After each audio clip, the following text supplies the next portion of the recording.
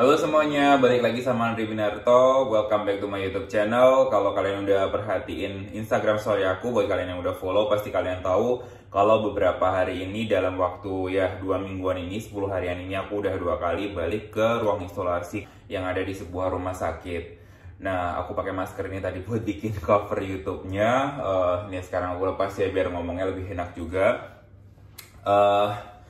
Anyway, kenapa aku bisa masuk ke ruang isolasi corona? Karena sebenarnya aku mengalami gejala-gejala yang mirip banget sama gejala penyakit corona itu sendiri. Di sini aku mau ceritain pengalaman aku kayak sekitar 9 hari yang lalu.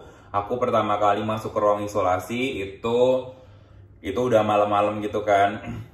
Di hari yang sama sebenarnya aku landed dari Batam.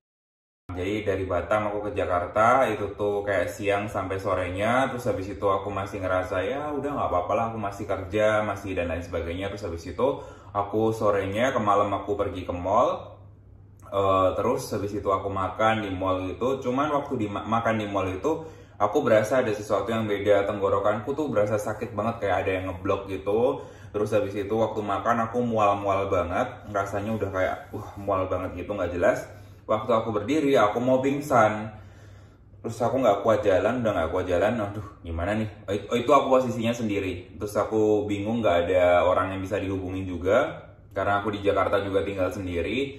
Jadi ya udah deh, aku coba pesen Grab waktu itu. Terus aku langsung pergi ke rumah sakit terdekat. Nah, singkat cerita, ketika masuk di rumah sakit, karena kan aku keblok, aku bukan batuk sebenarnya waktu itu, bukan batuk-batuk gimana, tapi aku berusaha mengeluarkan dahak sebenarnya, gitu tuh. Karena rasanya tenggorokannya keblok, sampai hidungnya juga merasanya keblok. Terus habis itu makanya aku susah bernafas, kayak yang gitu-gitu. Terus habis itu aku mual, makanya aku begini terus. Karena kalau enggak aku pasti mutah kan, karena pasti mual. Pertama kali masuk ke rumah sakit, aku langsung masuk di UGD. Terus habis masuk di UGD, langsung ditanya gitu, apakah ada riwayat perjalanan di dalam beberapa waktu sebelum ini, kayak sekitar 1 bulanan ini kemana aja. Ya udah aku ceritain kan, aku ke Semarang, aku ke Jogja, terus habis itu aku ke Bali, aku balik Jakarta, aku balik lagi ke Jogja, terus habis itu aku ke Jakarta lagi, dan aku ke Batam hari ini barusan pulang, aku bilang.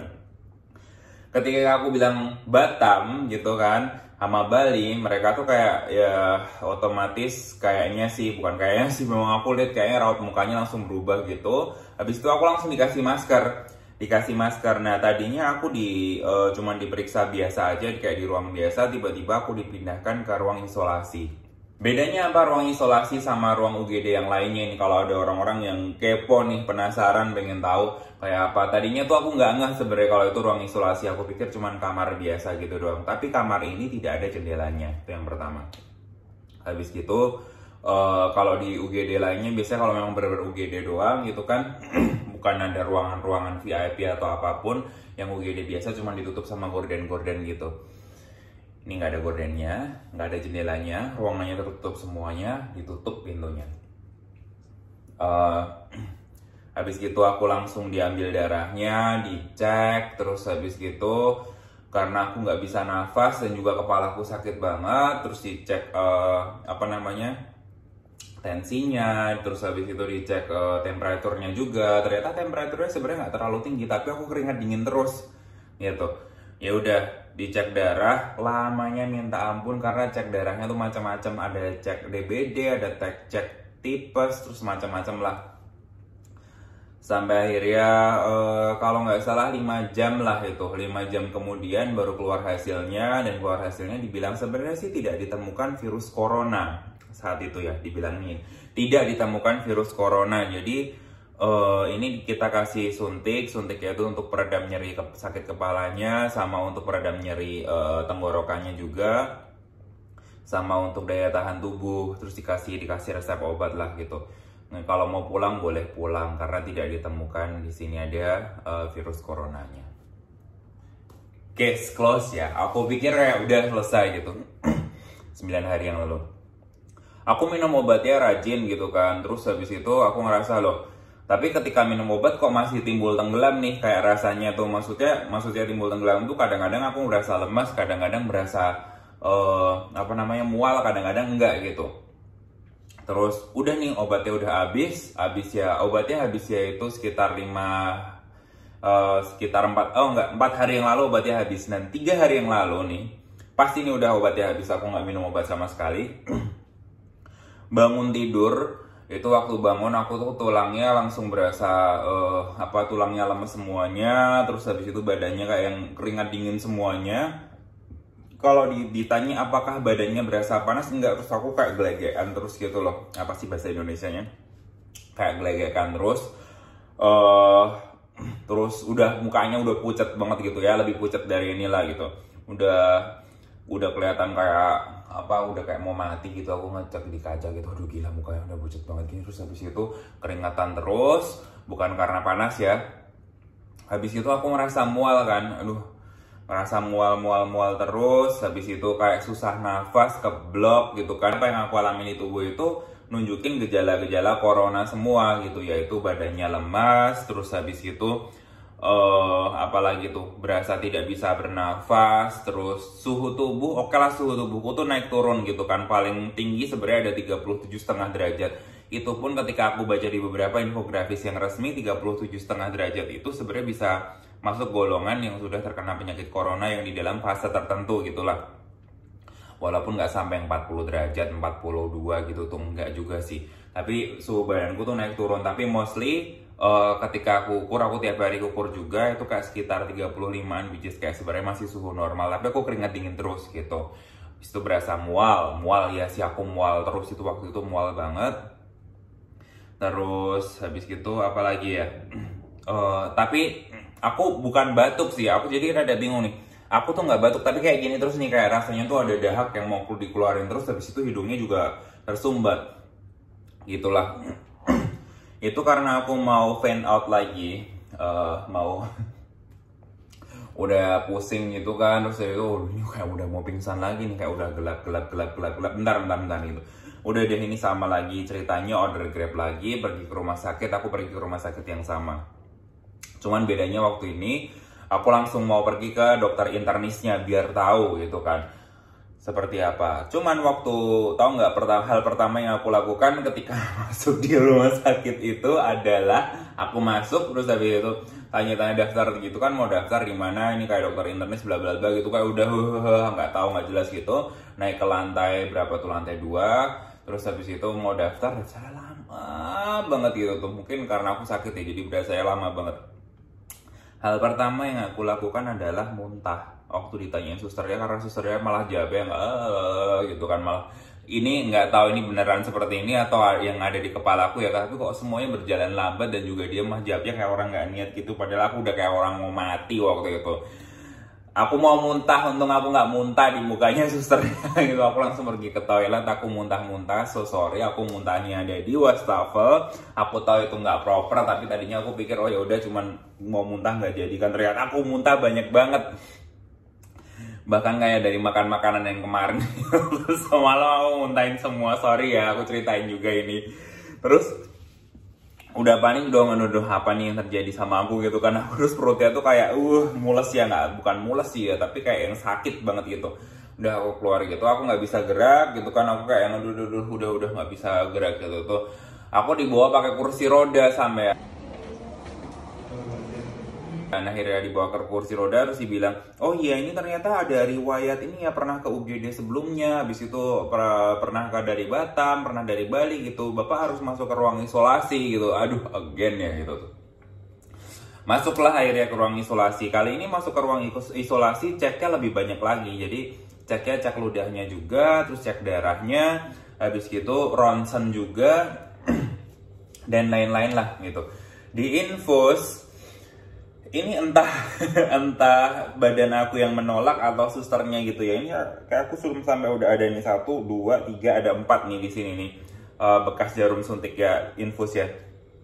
Tanganku keluar darahnya, harus dibilang ini minum obat pengencer darah ya, jelas enggak gitu. Hemoglobin darahku tuh tinggi, jadi darahnya biasanya kental, itu keluar darahnya semua tuh. Bayangin nggak tuh, malah ngocor-ngocor darahnya gitu tuh, sampai spraynya itu kena darah.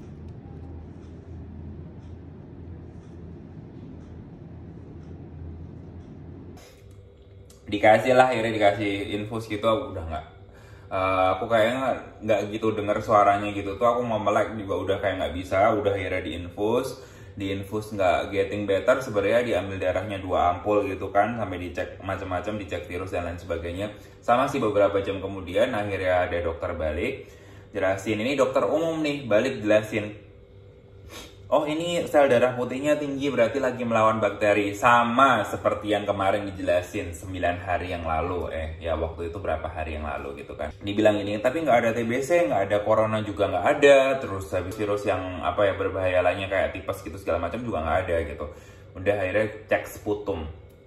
Cek sputumnya itu untuk mengetahui berarti bakterinya ada di mana. Cuman waktu di ronsen akhirnya ketahuan di paru-parunya, ini nih udah ketahuan di paru-parunya itu ada pneumonia. Jadi itu ada bakteri yang di situ nempel. Bakterinya kemungkinan itu tuh dari lambung juga, terus nempel di paru-parunya gitu. Makanya aku mengalami gejala ini. Cuman sumpah ini gejalanya persis plek sama gejala corona gitu. Kalau aku secara pribadi bukan orang kayak yang parnoan terus habis itu langsung aku takut nih sama corona, aku takut mati. Enggak, aku better aku cek dulu ini sebenarnya ini corona apa enggak. Kalau misalkan ini corona, gimana cara ngatasinya, terus habis itu apa yang bisa meningkatkan daya tahan tubuhku dan lain sebagainya gitu. Tapi enggak terus habis itu jadi kayak yang parno sendiri, habis itu aku jadi sakit sendiri. Enggak, aku better langsung cek rumah sakit. Oke, aku cerita kayak gini aja, aku sampai keringatan lagi. Aku sebenarnya masih berasa keringet dingin sampai sekarang. Ya, terus aku sebenarnya rada sebel sih waktu aku di rumah sakit. Kenapa? Karena dikasih dokter umum dulu. Oke, di ronsen gini. Tapi untuk menjelaskan lebih lanjut harus ada dokter internis. Aku udah pergi ke dokter internis dulu, tapi aku nggak kuat. Makanya dari awal aku udah bilang mau perginya ke dokter internis. Tunggu dulu ya dokter internis ya. Ditunggulah. Aku tanya gini nih sampai, harus nunggu berapa lama? Oh enggak, ini langsung gitu. Ternyata 1,5 jam nunggunya. Sampai aku bolak-balik tuh terus bilang ini, Bapak nggak boleh keluar dulu ya, karena ini masih di ruang isolasi, karena belum ditemukan. Lah, tadi kan hasilnya udah jelas gak ada virus coronanya. Terus saya diisolasi karena apa di sini gitu? Oh ya karena nanti belum dijelaskan lebih lanjut oleh dokter internisnya ini. Tadi udah dijelasin sama dokter umumnya gitu. Oh udah ya gitu. Malah nggak tahu orang-orangnya, susternya itu pada nggak tahu waktu itu. Akhirnya nunggu lama, terus aku tanya gitu, kenapa sih kok katanya tadi nggak ngantri?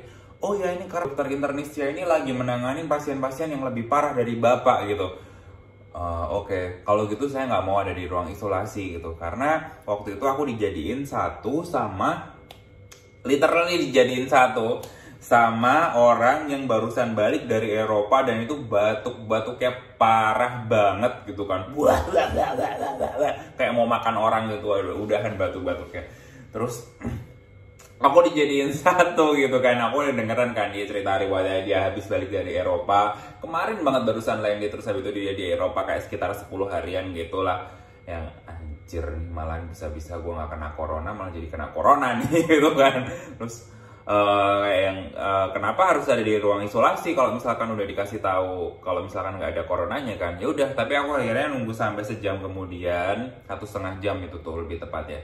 Akhirnya diperiksa sama dokter internisnya, dijelasin bahwa ini di lambungnya lah, pokoknya ada sesuatu di lambungnya lah, lambung yang bikin memicu akhirnya bakteri-bakterinya keluar nyangkut di lambung, sampai akhirnya ada yang nempel di paru-paru segala gitu. Dikasih resep obat, terus dikasih pandangan makannya apa aja, terus habis itu tapi masih ada pemeriksaan lebih lanjut dan disuruh balik lagi gitu. Tapi baliknya pun disuruh untuk mengecek sebenarnya kesehatan paru-paru sama lambungnya, bukan coronanya. Cuman ada notesnya itu karena daya tahan tubuhku lagi turun, jadi disarankan sebenarnya aku nggak terlalu banyak melakukan aktivitas, sama ini sangat menjadi fase yang lumayan rentan terkena penyakit lain. Jadi ya diharapkan untuk lebih berhati-hati.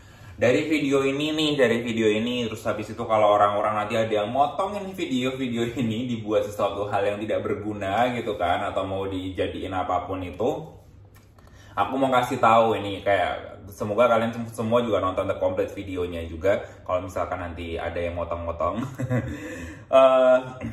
bahwa tujuan aku bikin video ini adalah kalau misalkan kalian itu ngerasa kalian terkena gejalanya, apalagi misalkan kayak aku terkena gejalanya secara komplit semuanya, langsung pergi ke rumah sakit, nggak perlu takut, langsung positive thinking aja.